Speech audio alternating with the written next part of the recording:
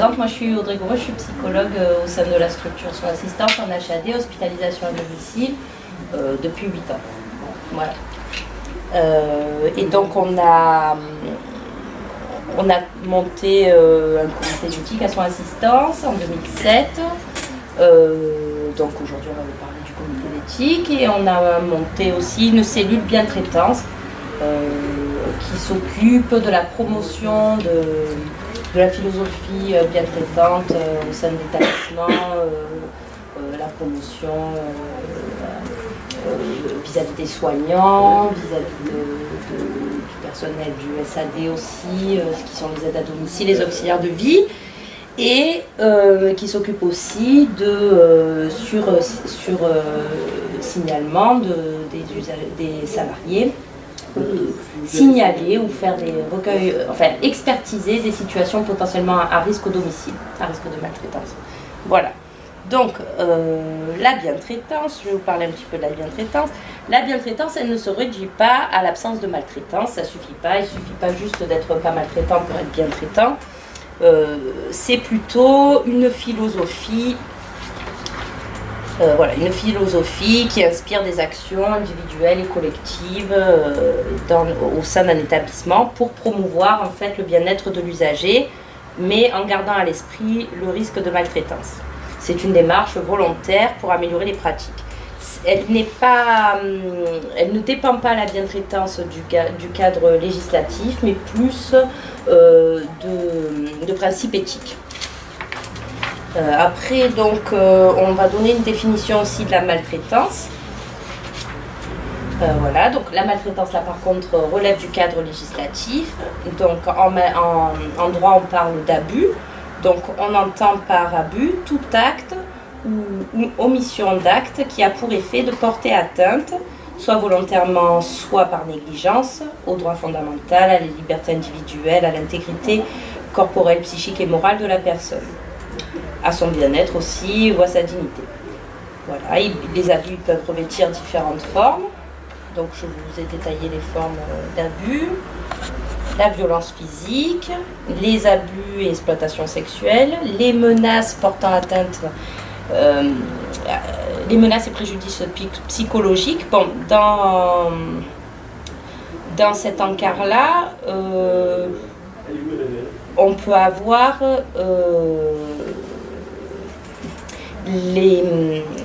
la problématique de l'enfermement d'une personne à domicile qu'on essaie de protéger en fait en enfermant chez elle parce qu'elle peut fuguer. Une personne par exemple qui a la maladie d'Alzheimer, qui vit seule au domicile, qui n'a pas encore de mise en place de tutelle parce que les enfants ne s'en sont pas occupés par exemple, de mettre une mesure de protection en place. Et donc on va demander aux soignants de fermer à clé la porte en partant.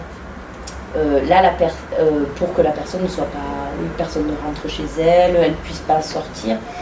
Là par exemple, si c'est pas formalisé, si c'est pas écrit, si c'est pas contractualisé avec l'accord du médecin traitant, tout ça, la famille, si c'est juste un accord oral, peut se retourner après contre l'intervenant, si elle porte plainte contre l'intervenant, contre le soignant qui est venu enfermer son proche en fait, parce qu'il y a un problème, imaginons qu'il y ait un incendie dans la maison.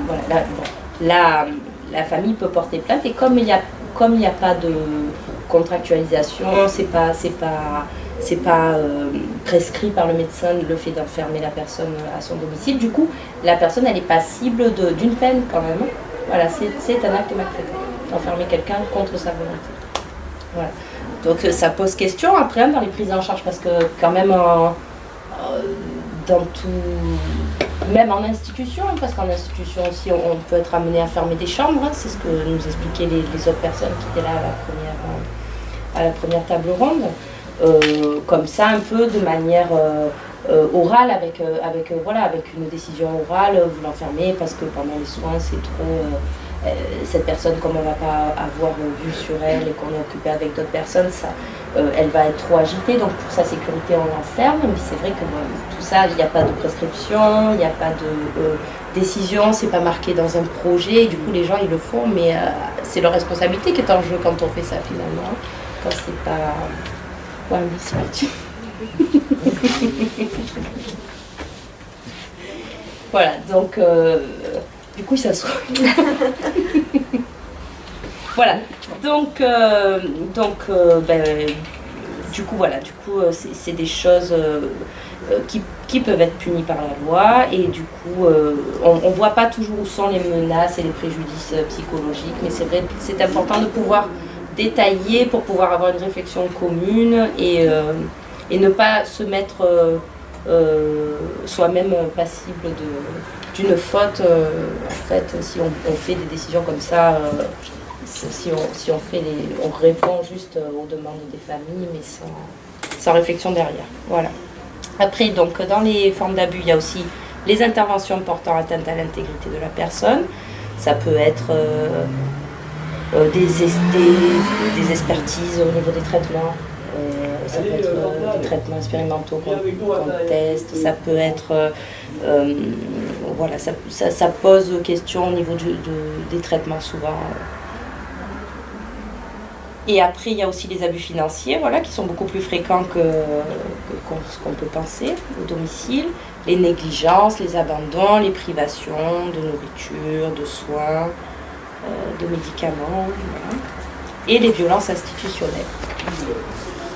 Donc, nous, on a fait à Soins Assistance donc, une cellule de bientraitance et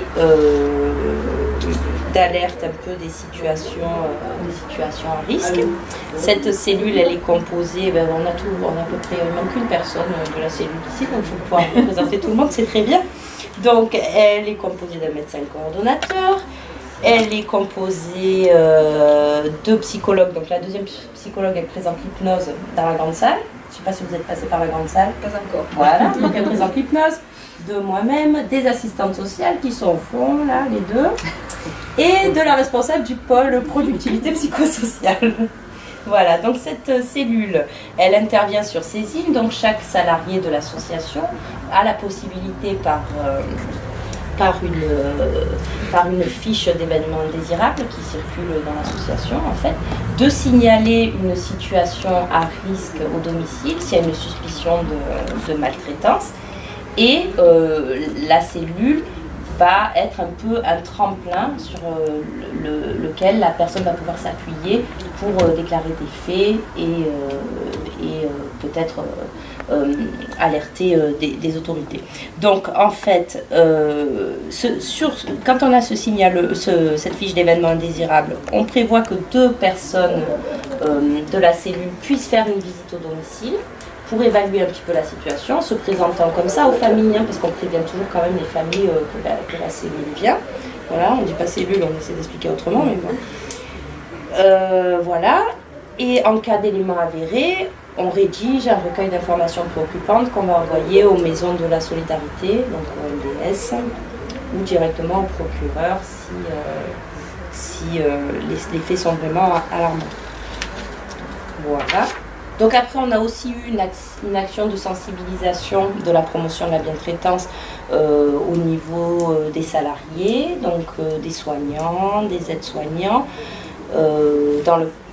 Donc on a fait, pour cette action de sensibilisation, on a réalisé avec les cadres kinés, il y en avait 2 à l'époque, maintenant il n'y en a plus qu'une, elle est derrière vous, la cadre kiné qui reste. Voilà.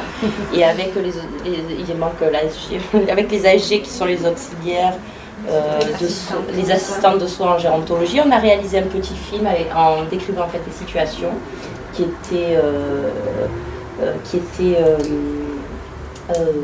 posaient question. Au niveau qui n'étaient pas tout à fait mal, où les attitudes des soignants n'étaient pas forcément maltraitantes et posaient vraiment question au niveau de la bientraitance, du bien-être de la personne vulnérable. Voilà. Donc sous forme de film en fait qu'on diffusait en session et où après on discutait, les personnes, les salariés réagissaient. Oui. Elle cherchait moi. Voilà. Voilà, donc on peut le faire alors, on a le temps. Hein. On va vous présenter un petit film, du coup. C'est bon? Allez.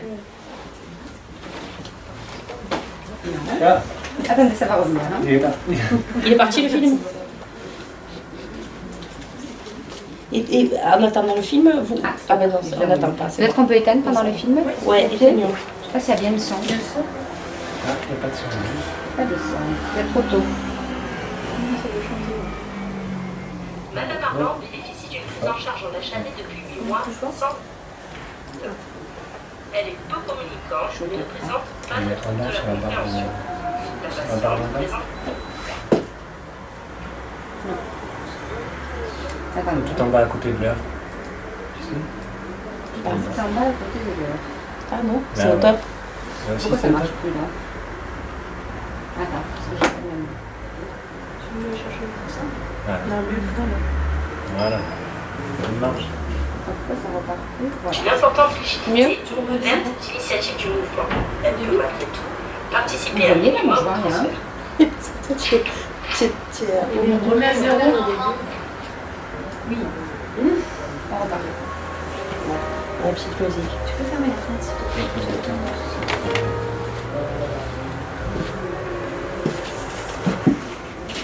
Madame Armand bénéficie d'une prise en charge en HAD depuis 8 mois sans évolution de son état.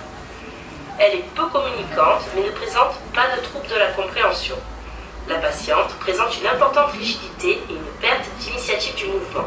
Elle peut malgré tout participer un minimum au transfert. Bonjour Madame Armand. Vous avez bien dormi? Tout est prêt. Votre mari est au top. Aujourd'hui, j'ai de la chance. Je me suis garée juste au-dessous de chez vous. Du coup, je suis en avance. Et Claudie ne va pas tarder à arriver. Ça a l'air d'aller aujourd'hui. Oh, regarde ce truc là, tous les jours.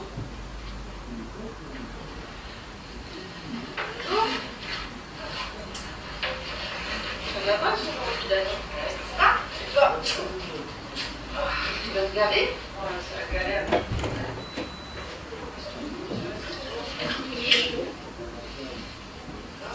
Venez où de la fenêtre?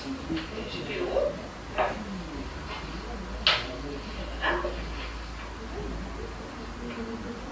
T'es vieille, hein? Ouais, je suis fracassée. Ça fait encore, toi.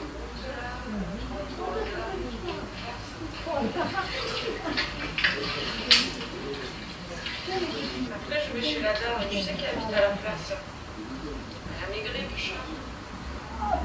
Ah oui, près de la place Castellane. Et Madame Martin, dans Saint-Pucel, c'est ça. Il y avait son fils et sa belle-fille, je crois. Voilà. Elle est revenue. Elle est hospitalisée. Oui, mais à mon avis, elle va mourir. Allez, on retourne. Vous avez gâté.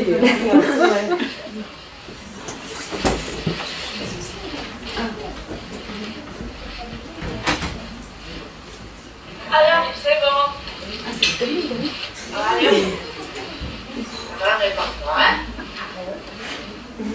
Demain, j'ai rendez-vous avec la prof. Les notes de mon fils sont pas brillantes. Et elle veut me voir. Je t'ai déjà dit de lui donner les cours. Ma fille, l'année dernière, c'était pareil. Avec les cours de l'étudiant en fac, c'est bien remonté. Je comprends pas. Avec moi, et c'est tout. Devant la feuille, il oublie tout.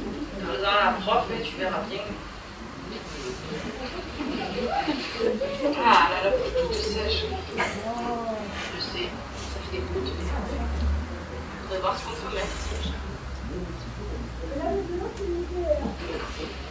C'est bon, j'ai rempli comme ça. Prends la poubelle.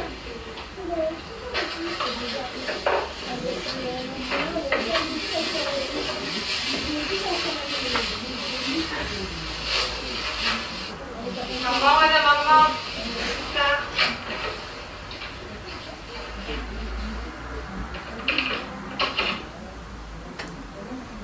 Voilà, par exemple, il y avait 4 petites situations comme ça. Voilà. Qui étaient quand même assez caricaturales, mais qui sont pas inconnues, hein, qui existent, qui existent sur le terrain. Hein. Ça reflète une réalité. Oui, forcément. C'est des soins Parfois- qui sont faits, quoi. Enfin, et les soins techniques, enfin, tout est fait, quoi. Ce Tout qui est est fait. marrant, c'est que tout est fait. On ne peut pas leur dire qu'ils n'ont pas fait les soins. Non, on ne peut pas leur Les dire soins qu'ils n'ont pas techniques, fait les soins. Tout ce qui est relationnel. Oui. Non, bon, on peut dire qu'on peut faciliter le confort du patient en ayant 2 soignants pour éviter les manipulations, etc. Et là, on s'aperçoit qu'en fait, il n'y a pas de connexion avec la malade. Hein. Elles sont entre elles et au milieu du lit, c'est vraiment bien parce qu'il n'y a aucune expression, on ne voit pas. Voilà, ça fait, Elle fait vraiment papier. c'est ça, complètement. Complètement. Alors qu'on dit dans la présentation qu'elle peut participer au transfert, au secret professionnel. Ah oui, on on parle d'elle chez d'autres patients. Oui, le secret de la même professionnel. façon. Oui, le secret professionnel, c'est particulier aussi. Hein, c'est vrai que... Mais ça se retrouve. Hein, ça se retrouve. C'est mieux qui facilite aussi. Oui. C'est aussi un état. Voilà, le patient qui parle pas facilement, qui est enfermé, c'est aussi un moyen de protection un peu, hein, de ne pas. Voilà, qu'on fait un mécanisme de défense qu'on fait pas forcément. Donc c'est inconscient, mécanisme de défense, voilà, et en plus qu'on fait, voilà, pour justement, c'est quelqu'un qui parle pas, il faut vraiment, elle parle, mais il faut vraiment prendre le temps, avoir le temps, la regarder, patienter, voilà, c'est un mécanisme de défense, de pas considérer aussi, hein, à un moment donné. Mais c'est vrai que voilà, pour la personne, c'est humiliant, c'est Ce qui favorise ça, c'est qu'elle travaille à 2.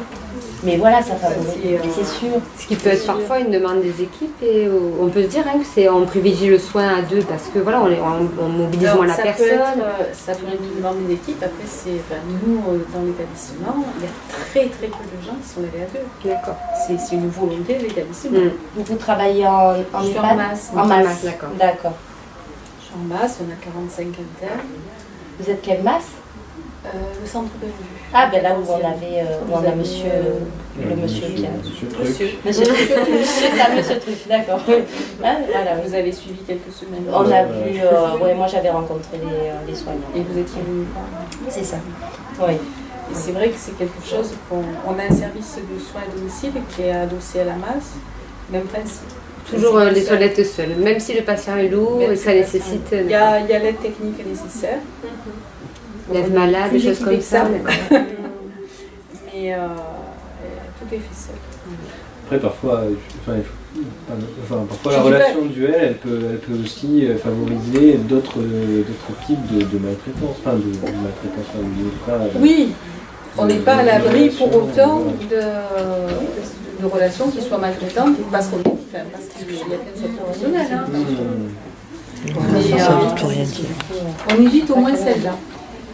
Mais c'est vrai que quelquefois, il y a un seul professionnel qui ne parle pas du tout. Il fait son truc. Il y a celui qui est seul, qui ne peut pas parler au beurre, donc il parle au patient. C'est vrai que c'est très bien. Après, il y a ceux qui sont 2, c'est vrai, qui favorisent la conversation entre eux, mais faire participer le patient.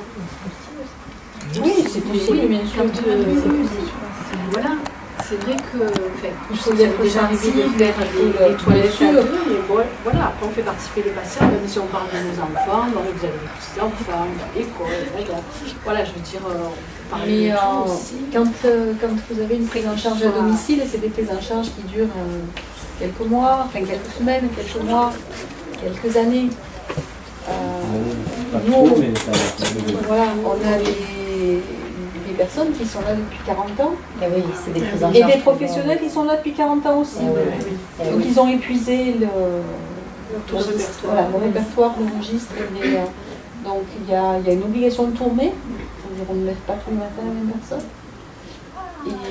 aussi bien pour les personnels éducatifs que pour les aides-soignants. Oui. Après il y a des références qui sont mises en place quand même. Mais le lever, et puis c'est une demande des résidents, ils ne veulent pas. Hein. Oula, quand ils en ont bu 1-2 fois dans la semaine, ils râlent. Hein. Ils veulent que ça tourne. Ah ouais. Ils veulent que ça... Alors, même sur le service à domicile. Même sur le service à Même domicile. sur le service à domicile. Parce qu'à un moment donné, il y a une saturation complète. Ben, c'est autre que du chronique là. Voilà. Et oui, quand c'est, généralement, la personne n'aime pas trop le changement, généralement. Oui, mais je crois qu'il y a une... Oui, sur du voilà. court séjour, On a un accueil temporaire, donc sur l'accueil temporaire, ça tourne beaucoup moins. C'est-à-dire on va avoir pas toujours la même personne, donc là il va y avoir 2, 3 personnes qui vont intervenir. Par contre, sur l'hébergement, sur l'internat, on a des gens qui sont là depuis 1968, professionnels et résidents. Donc ceux-là, si on peut ne pas voir le même le matin, le midi et le soir, c'est parfait. Et vous êtes cadre? Oui. Je suis cadre, je suis infirmière de formation, et je suis directrice adjointe d'un établissement médico-social qui jusqu'à il y a 8 ans n'a été dirigé que par des professionnels qui venaient soit des éducateurs spécialisés, soit voilà, c'était. Il n'y avait pas de, c'était pas. J'avais pas d'aide-soignante. D'accord. Il n'y avait pas de directeur de soins, il y avait un médecin mi-temps, des infirmières, il n'avait pas le droit à la parole. Et c'était pas que c'était pas médicalisé, parce qu'on a pas mal de kinés, on a pas mal. Mais il y avait une priorisation du social qui était très très bonne. Alors il y a des choses comme ça qui passaient très bien, enfin qui sont bien.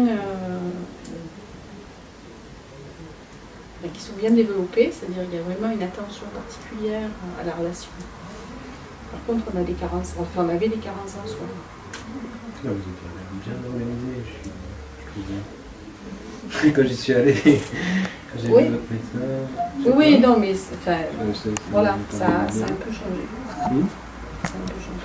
On pouvait aller manger au resto plutôt que d'aller au rendez-vous chez le spécialiste qu'on attendait depuis 6 mois. C'était plus important parce que le resto, je l'ai vu, je le dis parce que je l'ai vécu.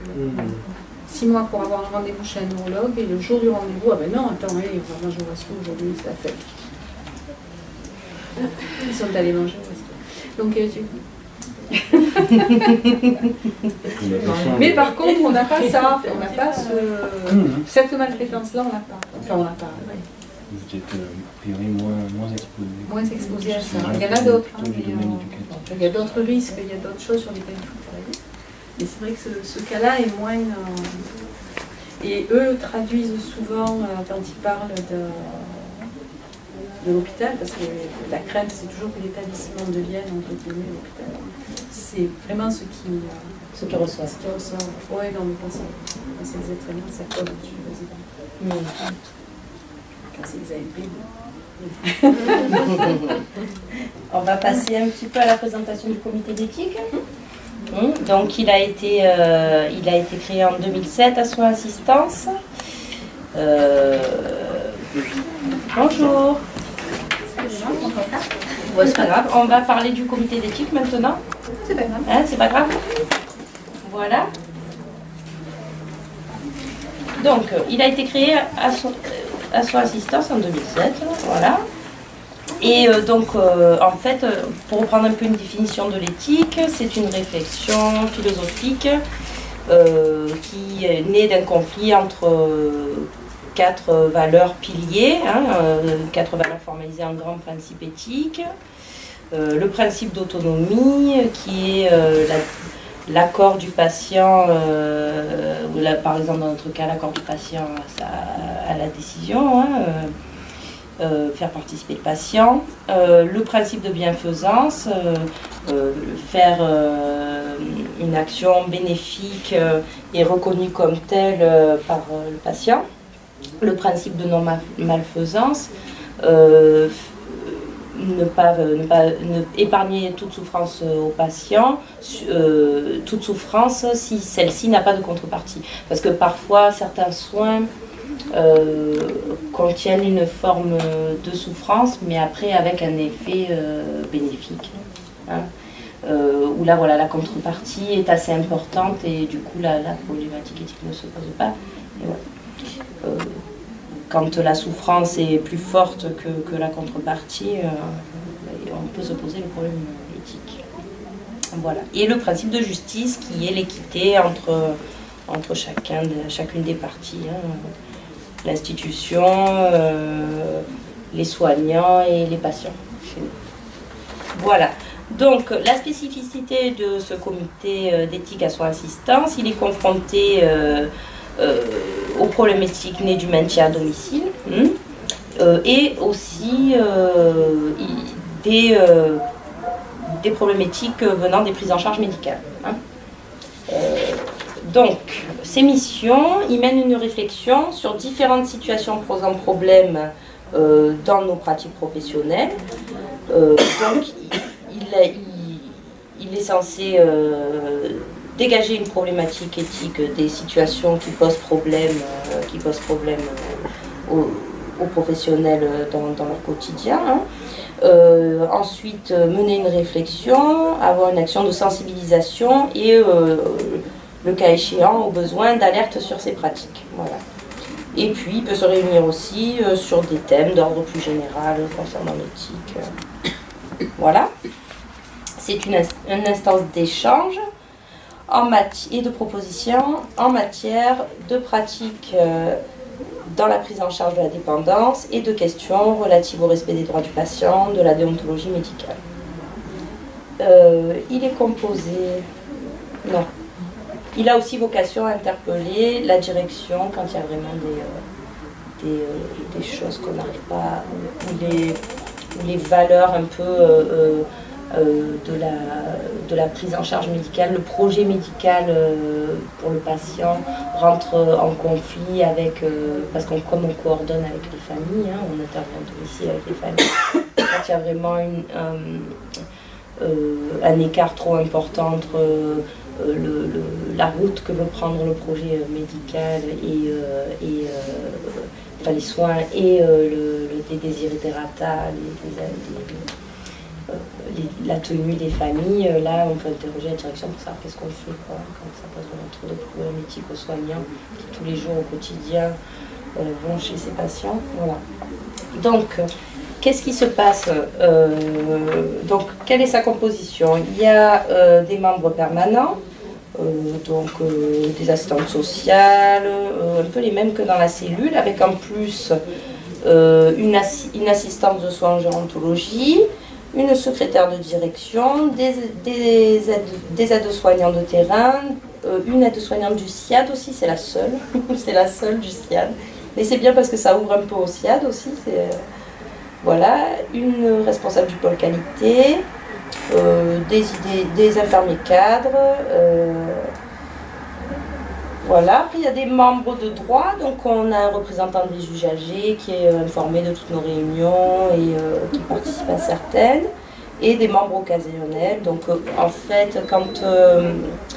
comment ça se passe? Tout salarié peut soulever sur le terrain une question qui lui pose problème et susciter une réunion du comité d'éthique en fait. Il remplit une fiche de saisine. Il nous l'a fait parvenir. L'équipe restreinte, en fait, secrétaire et les gens qui sont sur place, en fait, hein, qui sont plutôt dans les bureaux, essaient de dégager la problématique éthique et mettre en place une réunion dans les 15 jours pour avoir une réponse assez rapide, en fait, pour les soignants de terrain ou pour les autres. Professionnels mais c'est plutôt on l'a pas étendu encore au SAD, le comité d'éthique. Donc pour l'instant on fait que le HAD, un peu le SIAD, mais voilà. Donc dans cette réunion, parfois on peut avoir besoin de convoquer des experts un peu de l'éthique ou de questions particulières, un expert psychiatre par exemple, ou des personnes qui peuvent nous apporter des éléments de réponse ou étayer la réflexion. Voilà. Et après, donc on rend un compte rendu à tous les soignants. On invite déjà tous les soignants qui sont acteurs dans la prise en charge du patient chez qui ça pose problème, c'est chez qui il y a un problème qui se pose. On leur fournit ensuite un compte rendu. On envoie un compte rendu au médecin généraliste qui reste quand même le pilier de notre prise en charge, le médecin généraliste. Voilà. Et voilà. Et à la direction, et puis voilà comment ça marche le comité d'éthique. On avait un cas éthique aussi. Si on a le temps, je ne sais pas quelle heure il est. Voilà, donc tu as un quart d'heure. pour présenter la problématique éthique. Parfait. Moi, je ne connais pas par cœur, je vais l'aider du diaporama. Oui, c'est ça. Alors, voilà. Donc, on va parler d'un patient que beaucoup de monde connaît assez bien ici dans la salle. C'est un patient qui a 91 ans. Il nous a été adressé par une équipe mobile de soins palliatifs à l'hôpital Nord, dans un contexte de maladie pulmonaire, une fibrose pulmonaire terminale. C'est un patient qui est très oxygénodépendant, qui a besoin d'oxygène en permanence, qui a de forts débits, qui venait d'hospitalisation à la suite d'une surinfection bronchique et d'une aggravation de sa maladie, qui faisait qu'il avait une dyspnée quasiment permanente et une aggravation de son autonomie puisqu'il est quasiment pas autonome sur les actes de la vie courante, hein, et la difficulté à faire sa toilette, à se lever, voilà. Donc une demande de prise en charge, prise en soin. Et puis une autre problématique, hein, qui nous a été signalée dès le départ de la prise en charge, c'est la demande d'euthanasie. Demande d'euthanasie active qui avait été faite à l'hôpital, qui n'avait pas été forcément aboutie, mais pour lequel il y avait un questionnement qui persistait à la sortie de l'hospitalisation et un questionnement éthique autour de la fin de vie.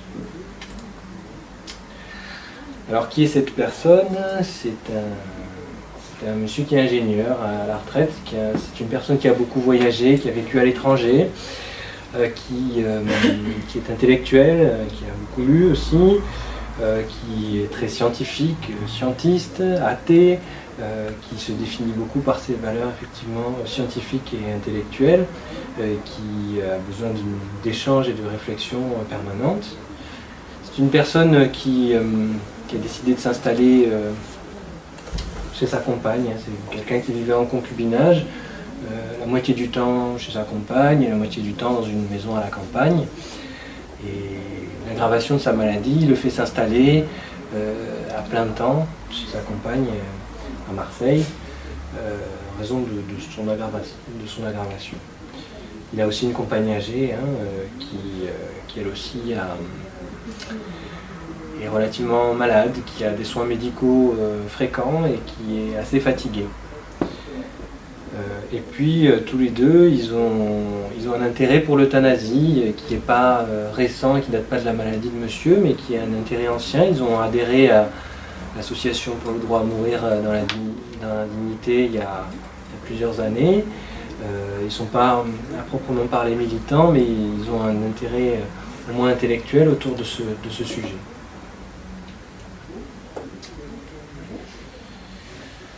Donc c'est moi qui m'en occupais. J'ai fait une première visite de coordination au domicile avec le patient, sa compagne, son médecin traitant, et puis donc on a essayé de dégager un peu un projet, hein, commun, prise en charge, puisque c'est l'objet de ces premières visites de coordination, autour des soins d'une part médicaux, hein, quels soins on allait effectuer, et ensuite les attentes en termes de projet pour le patient, et puis essayer de dégager une problématique et un accord autour de ce projet de soins. Donc lui, ce qu'il exprimait en premier, c'était la crainte de mourir étouffé.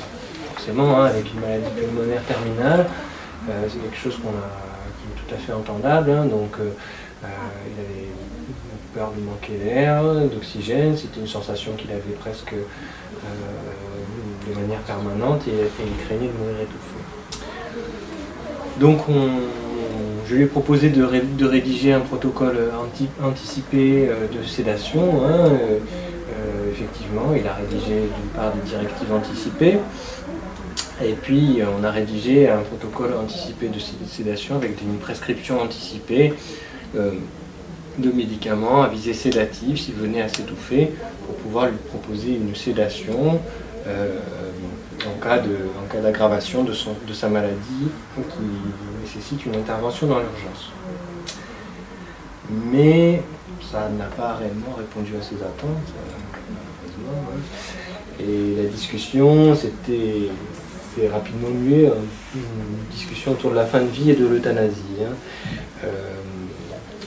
Monsieur, ce patient, demandait à ce qu'on puisse agir, à ce qu'on ait les moyens d'agir pour effectivement lui donner la mort, la fin de vie, et quelles étaient les modalités possibles d'action. Donc on a pu en discuter avec le médecin traitant et le patient. Le médecin traitant s'est exprimé clairement sur le fait que c'était quelque chose d'inenvisageable, d'impossible d'envisager de donner la mort à un de ses patients. Et puis on a pu ensuite parler effectivement de ce qu'on appelait sédation anticipée, sédation terminale, suicide assisté. Ce sont des notions sur lesquelles on reviendra après, mais qui ont permis de faire des différences sémantiques qui sont quand même assez importantes. Donc à l'issue de cette première visite assez mouvementée, on a proposé un suivi médical avec le médecin traitant, puisque c'est les médecins traitants qui suivent les patients, c'est pas les médecins coordonnateurs, mais les médecins traitants. Nous, on vient donner un appui et un suivi psychologique avec Audrey. Voilà. Moi, je venais de temps en temps pour faire le point sur l'état du patient. Donc,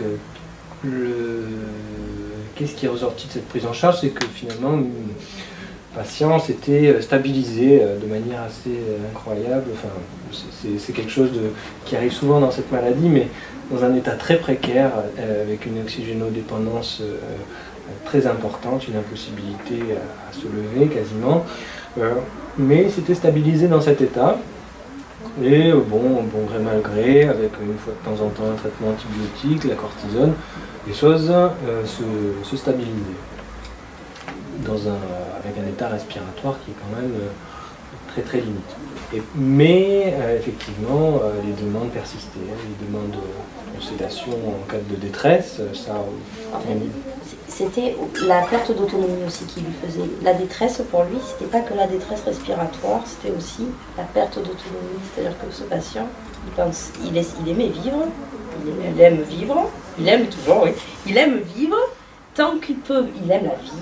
Et il aime la vie tant qu'il ne souffre pas psychiquement trop. Et le problème aussi, c'est ça, c'est la souffrance psychique qu'il y a derrière sa problématique respiratoire. Là. Et en fait, pour lui, la perte d'autonomie, c'était plus une vie, quoi. C'était pas vivable, ça.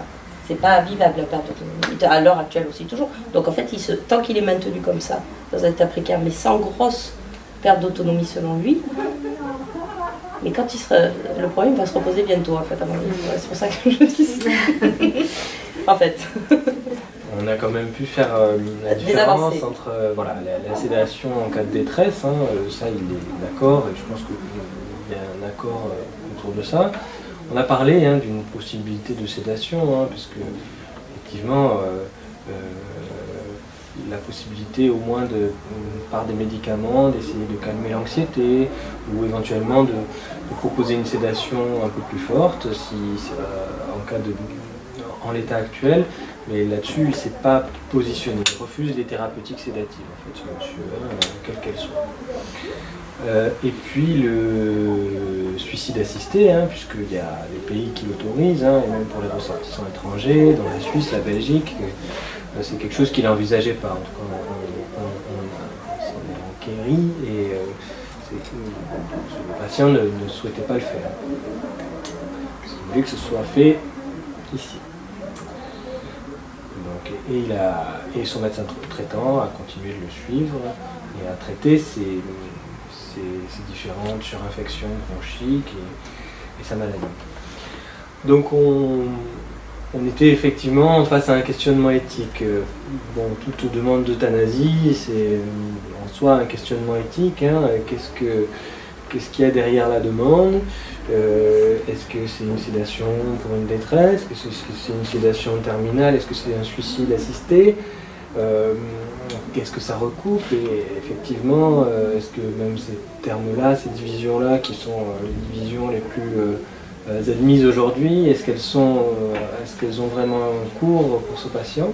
Et puis un conflit de valeurs pour les professionnels, hein, qu'est-ce que il faut pouvoir entendre l'autonomie et la liberté de ce patient, et puis il faut aussi entendre qu'aucun soignant n'a envie par ses actes de provoquer la mort d'un patient qui plus est relativement stable. Donc j'ai demandé la mise en place d'un comité d'éthique. Effectivement, le caractère pluriprofessionnel avec des gens qui sont, de par leur fonction, infirmiers, cadres, auxiliaires de vie, non, pas auxiliaires de vie, aides-soignants, assistantes sociales, et des personnes qui soient extérieures à la prise en charge, c'était pour moi une façon de me positionner de manière un peu plus efficace, parce que moi personnellement j'avais des difficultés à me positionner par rapport aux demandes de ce patient. Voilà. Je n'étais pas le seul, hein, mais j'étais la personne qui a fait la demande. Voilà. À cette session-là, on n'avait pas invité de membres extérieurs à la prise en charge. Alors, on a essayé de déterminer une question, voilà, la question saillante, c'est effectivement, peut-on envisager ou pas une sédation chez ce patient? Est-ce qu'on peut envisager à l'heure actuelle, l'endormir, étant donné la gravité de ses symptômes et le fait qu'il demande une assistance à sa fin de vie? Donc on a essayé de s'appuyer sur plusieurs éléments et de confronter des approches qui sont différentes et qui forcément s'entrechoquent, mais qui ont permis d'élaborer une discussion. Donc d'abord la loi Leonetti, qui effectivement est relativement souple sur les éléments de sédation, du fait de calmer les symptômes, qui n'interdirait pas, hein, théoriquement au moins, hein, de donner des traitements sédatifs à quelqu'un qui est en difficulté avec des symptômes réfractaires, qui n'interdit pas de mettre en place des traitements, qui n'interdit pas de mettre en place des traitements qui peuvent avoir entre guillemets un double effet, ce qu'on appelle le double effet, l'effet de calmer les symptômes et à la fois de pouvoir raccourcir la vie. Les recommandations sur la sédation, il y a des recommandations qui ont été émises par la Société française de soins palliatifs, et puis un avis récent du Conseil national de l'ordre des médecins qui ne clarifie pas précisément la réflexion, puisque lui est en faveur d'une sédation profonde pour des symptômes qui sont jugés non accessibles au traitement.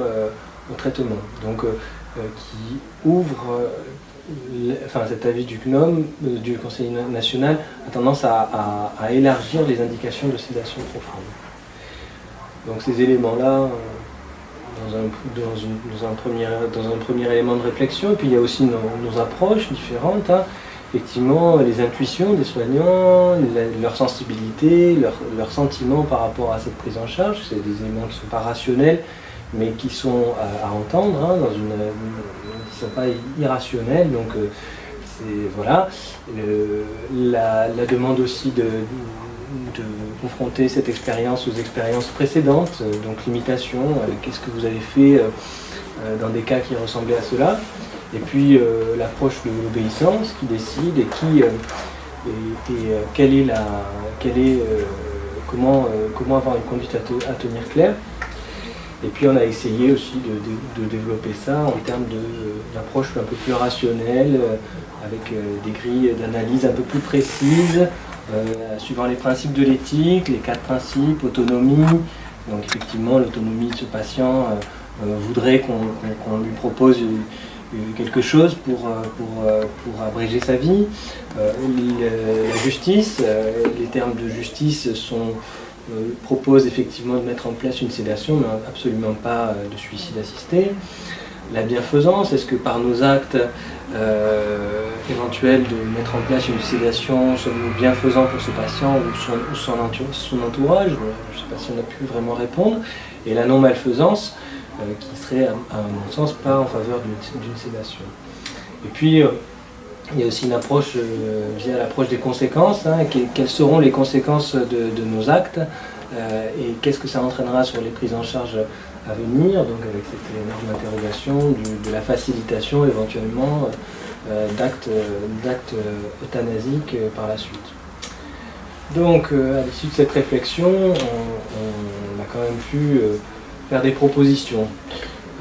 À notre sens, il y avait des choses importantes, c'est qu'effectivement le patient ne demandait pas de sédation, il demandait un suicide assisté, ce qui nous était impossible. Et il y avait un autre élément qui nous paraissait très important, c'est que tout au long de la prise en charge, il a gardé son médecin traitant, alors qu'il lui a été mentionné qu'il avait le droit d'en changer. Le médecin traitant absolument opposé à l'euthanasie. Et pour nous, c'était un choix qui était très signifiant. Donc on a proposé qu'il n'y ait pas de mise en place de sédation pour l'instant, en dehors du cas de détresse respiratoire. On a proposé aussi que le patient ainsi que les soignants soient soutenus par le réseau de soins palliatifs, puisqu'on peut mettre en place à la fois une hospitalisation à domicile et le réseau de soins palliatifs en place sur des prises en charge. Et puis on a proposé un séjour de répit en unité de soins palliatifs pour permettre de prendre peut-être un petit peu de distance et d'interroger cette question dans un lieu un peu plus neutre que le domicile. Ce sont nos propositions. Et bon, pour avoir un petit... Maintenant ça va faire 6 mois, on l'a finalement gardé ce patient, et puis il est toujours dans un état aussi stable qu'au début de sa prise en charge. Et effectivement, il a gardé toujours le même médecin traitant, après avoir continué d'interroger la possibilité de changer de médecin traitant. Il a fait plusieurs séjours de répit en unité de soins palliatifs, et ce questionnement-là, il existe toujours. Et on n'a pas résolu la question, mais au moins on a proposé à tout le monde d'être partie prenante de la réflexion sur cette fin de vie, sur la demande de suicide assisté. Et ça a permis, j'espère, au moins clarifier les choses d'un point de vue médical et d'un point de vue de la décision, et de partager les éléments de la décision.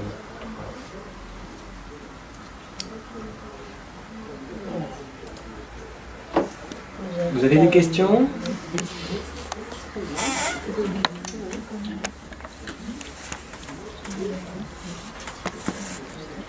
On répond quand même pas aux besoins du patient qui lui demande de...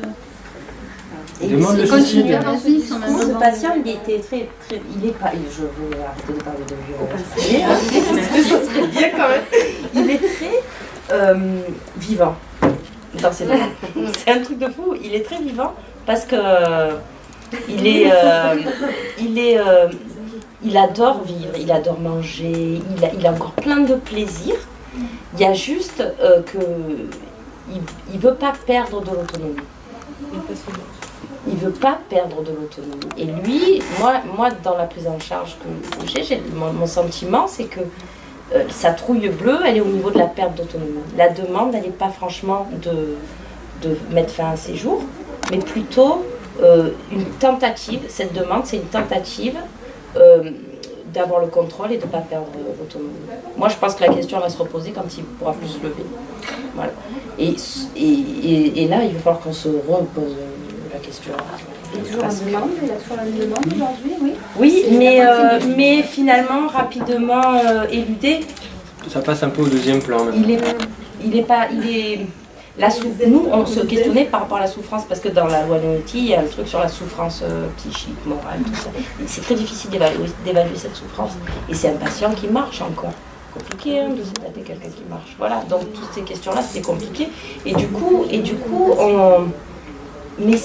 en essayant d'évaluer cette souffrance psychique, c'est pas clair. Mais je pense que le jour où il peut plus se lever, ça va être très visible, sa souffrance.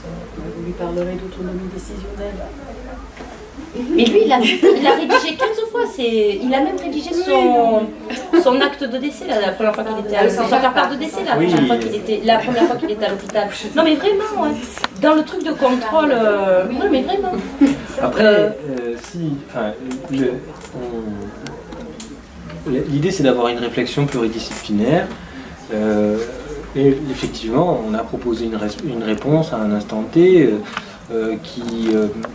qui répond a priori à des critères qui sont multiples, dont les critères légaux qui sont quand même importants.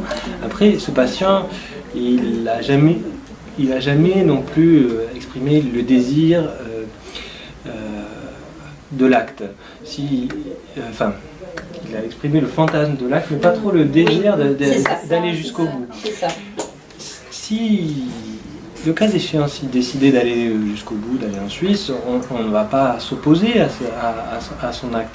Mais effectivement, quand on a voulu questionner plus avant, lui parler effectivement de ces problématiques de sédation, on a la possibilité. Là, pour le coup, en termes de la loi, on peut estimer qu'il s'agit de... La question qu'on se posait à un moment, c'est est-ce qu'il ne s'agit pas d'une obstination déraisonnable, étant donné qu'il va mourir, de lui laisser l'oxygène. Donc on pouvait avoir à l'idée qu'on pouvait mettre en place une sédation et peut-être arrêter son oxygène. Voilà. Mais lui, il ne le vit pas comme une obstination déraisonnable de mettre l'oxygène en place, par exemple. À chaque fois qu'on a proposé une thérapeutique qui diminuait, qu'on a pensé à une thérapeutique qui diminuait son état de vigilance et qui aurait pu précipiter les choses, et il a refusé. Voilà. Donc, voilà. Après, je pense que l'important c'est de rester dans le questionnement plutôt que d'avoir la réponse. Mais à ce jour, je pense qu'on a répondu à ses attentes par rapport à son questionnement d'écoute. Je pense que l'attente d'écoute a été plus importante elle était au moins aussi importante que la réponse. Comme souvent dans les questions d'euthanasie, l'écoute, l'entretien est souvent au moins aussi important que la réponse. Et bon, c'est vrai qu'il y a la demande d'euthanasie, dans le domaine des soins palliatifs, c'est un classique. On dit que 80% des demandes d'euthanasie, elles cèdent à la mise en place des soins palliatifs. C'est relativement vrai, que quand on arrive à calmer une souffrance, on arrive à les calmer. Lui fait peut-être partie des 10 ou 20% où effectivement la demande persiste. Après, je ne saurais pas vous répondre. Peut-être que s'il y avait une législation qui le permettait, il serait passé à l'acte, entre guillemets. J'en suis pas certain non plus. Parce que la proposition de partir à l'étranger, il l'avait refusé. Oui, mais pour lui, effectivement, c'était une espèce de fuite. Donc, il le vivait comme ça. Mais voilà, donc on essaie de pouvoir répondre à l'autonomie en proposant des choses. Après, on a aussi, c'est vrai, un certain nombre de garde-fous. C'est important aussi. Je ne veux pas avoir un positionnement absolu sur le domaine de l'euthanasie. Les choses vont sûrement bouger à court, à long terme.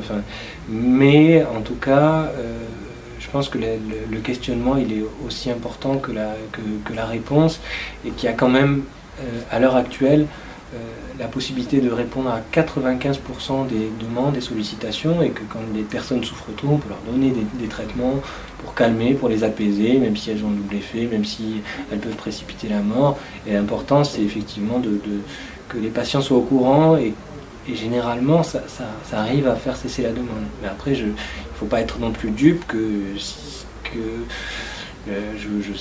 la demande d'euthanasie, c'est quelque chose qui existera et qui va continuer d'augmenter dans le futur, ça c'est sûr. Mais la réponse euthanasie à la demande d'euthanasie, c'est pas je pense que ça doit vraiment pas être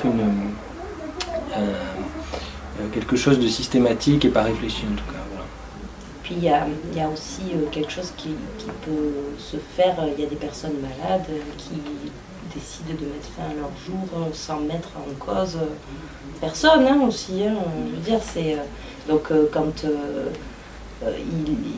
il a d'autres ressources aussi à côté, quoi.